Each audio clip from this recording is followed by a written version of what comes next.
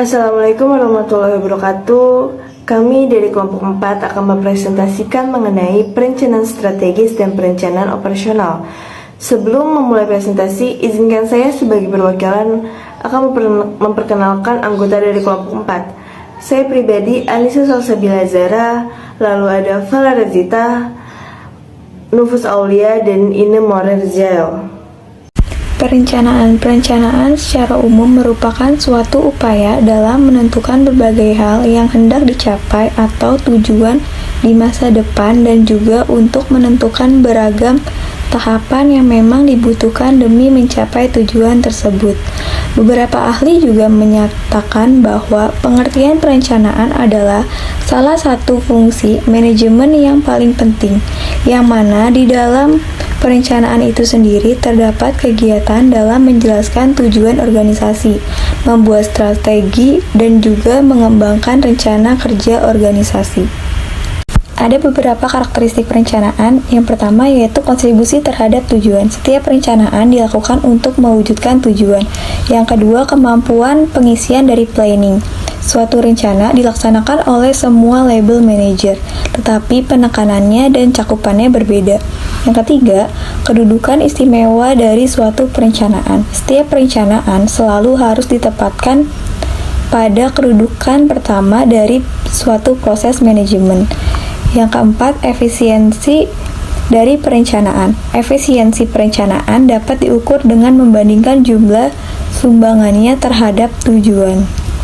Syarat-syarat perencanaan yaitu faktual dan realistik, logis dan rasional, fleksibel, kontinuitas, dan dialektis. Ada beberapa rangkaian perencanaan. Yang pertama yaitu visi, misi, dan tujuan. Yang kedua yaitu analisa pasar. Yang ketiga, analisa SWOT dan faktor penting sukses. Yang keempat, perencanaan operasi dan bisnis. Yang kelima, kebijakan dan perencanaan mutu. Yang keenam, biaya keuntungan mutu. Yang terakhir yaitu monitoring dan evaluasi. Unsur-unsur perencanaan. Yang pertama, rasional. Dibuat berdasarkan pemikiran yang rasional, tidak secara khayalan atau angan-angan dan harus dapat dilaksanakan. Yang kedua, estimati. Dibuat berdasarkan analisa fakta dan perkiraan yang mendekati untuk pelaksanaan yang akan segera dikerjakan. Yang ketiga, preparasi. Dibuat sebagai persiapan pedoman atau tindakan yang akan dilakukan atau bukan untuk yang telah lalu. Yang keempat, operasional. Dibuat untuk dilaksanakan untuk keperluan tindakan-tindakan kemudian dan seterusnya bukan yang telah lalu. Lalu yang kedua, fungsi perencanaan. Membantu manajemen untuk menyesuaikan diri dengan sejumlah perubahan, membantu dalam mengatasi masalah-masalah yang dihadapi oleh perusahaan, lalu memungkinkan manajer memahami keseluruhan gambaran perusahaan secara lebih jelas, minimalisir pekerjaan yang tidak pasti, menghemat biaya, membantu penetapan tanggung jawab yang tepat di dalam perusahaan. Lalu yang ketiga, jenis-jenis perencanaan. Perencanaan berdasarkan ruang lingkup yaitu ada rencana strategis, rencana taktis, rencana terintegrasi. Jenis perencanaan berdasarkan tingkatannya, yaitu ada perencana induk, perencanaan yang di dalamnya terdapat tujuan jangka panjang dan ruang lingkupnya sangat luas. Yang kedua, rencana operasional, perencanaan yang lebih fokus pada pedoman ataupun petunjuk pelaksanaan program organisasi. Yang ketiga, ada rencana harian, perencanaan yang di dalamnya terdapat kegiatan harian dan rutin. Lalu ada perencanaan berdasarkan jangka waktu. Yang pertama, rencana jangka panjang, yang kedua, rencana jangka menengah, yang ketiga, rencana jangka pendek. Selanjutnya ada hambatan dalam perencanaan. Faktor-faktor hambatan tersebut meliputi kurangnya pengetahuan tentang organisasi, kurangnya pengetahuan tentang lingkungan, ketidakmampuan melakukan peramalan secara efektif, kesulitan perencanaan operasi-operasi yang tidak berulang, dan yang terakhir, ketidaksediaan untuk menyingkirkan tujuan-tujuan alternatif. Selanjutnya ada cara-cara mengatasi hambatan dalam perencanaan, yaitu dengan melibatkan para pegawai, terutama mereka yang terkena pengaruh dalam proses perencanaan tersebut.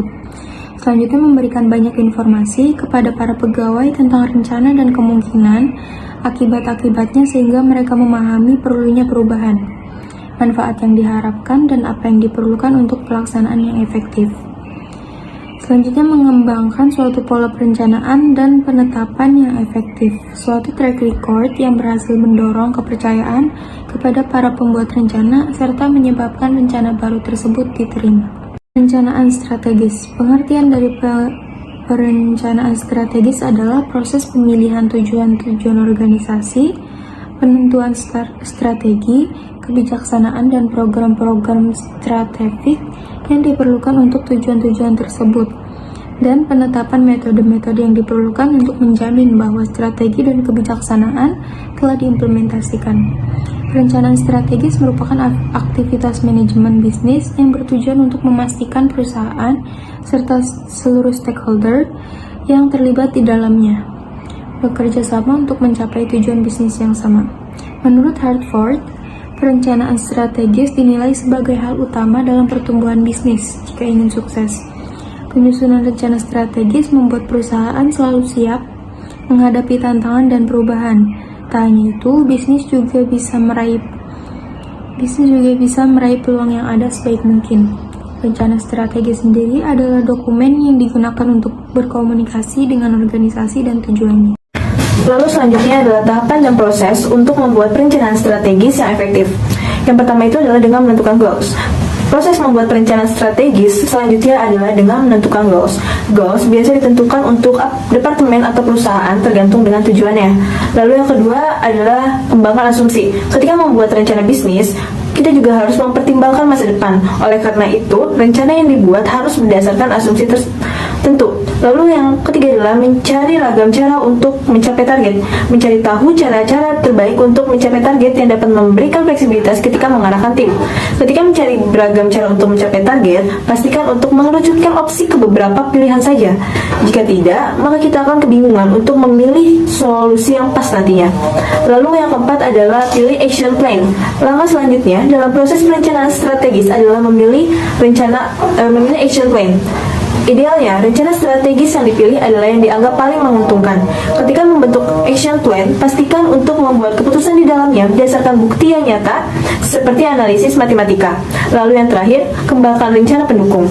Tahap selanjutnya dalam proses perencanaan strategis adalah kembangkan rencana pendukung. Rencana pendukung dapat memastikan rencana utama dapat berjalan dengan lancar, sehingga isi dari rencana ini akan tergantung pada target dan tujuan yang akan dicapai.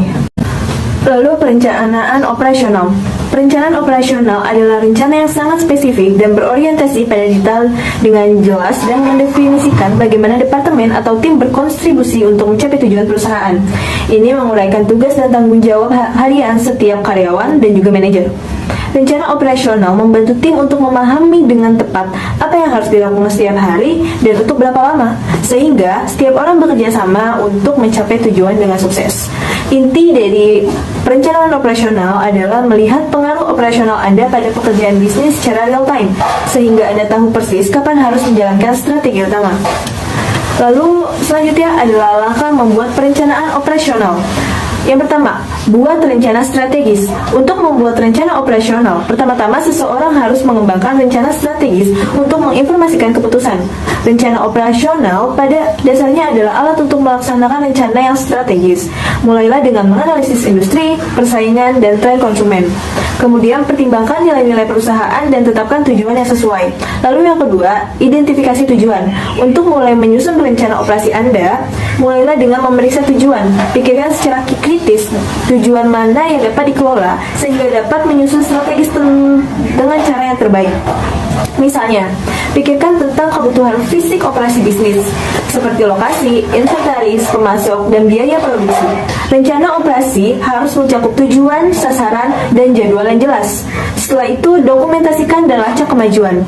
Setelah mengembangkan garis besar yang jelas dari rencana operasi bisnis, dokumentasikan dan lacak kemajuan bisnis tersebut untuk mengidentifikasikan hal apa saja yang berjalan dengan baik dan area mana yang perlu diidentifikasi. Dalam banyak kasus, kepala departemen, pemangku kepentingan, dan pemimpin lainnya secara aktif terlibat dalam rencana operasi jangka waktu yang panjang. Yang terakhir, perbedaan perencanaan strategis dan operasional. Yang pertama, dari jangka waktu. Rencana strategis menguraikan tujuan jangka panjang untuk 3-5 tahun ke depan. Apa yang akan dilakukan untuk mencapai tujuan tersebut dalam jangka pendek? Ini diuraikan dalam rencana operasional.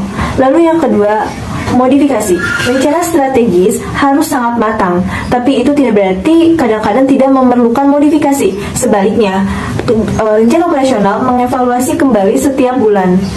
Lalu yang ketiga, berdasarkan tujuan. Tujuan dari rencana strategis adalah untuk menguraikan visi jangka panjang perusahaan dan bagaimana semua departemen harus bekerja untuk mencapainya. Tujuan dari rencana operasional berlaku untuk departemen tertentu, bukan perusahaan secara keseluruhan. Lalu yang keempat, berdasarkan pembuatan rencana. Setelah dibuat, rencana strategis akan didorong ke depan oleh tim lintas fungsi yang bekerjasama untuk memastikan strategis ini berhasil.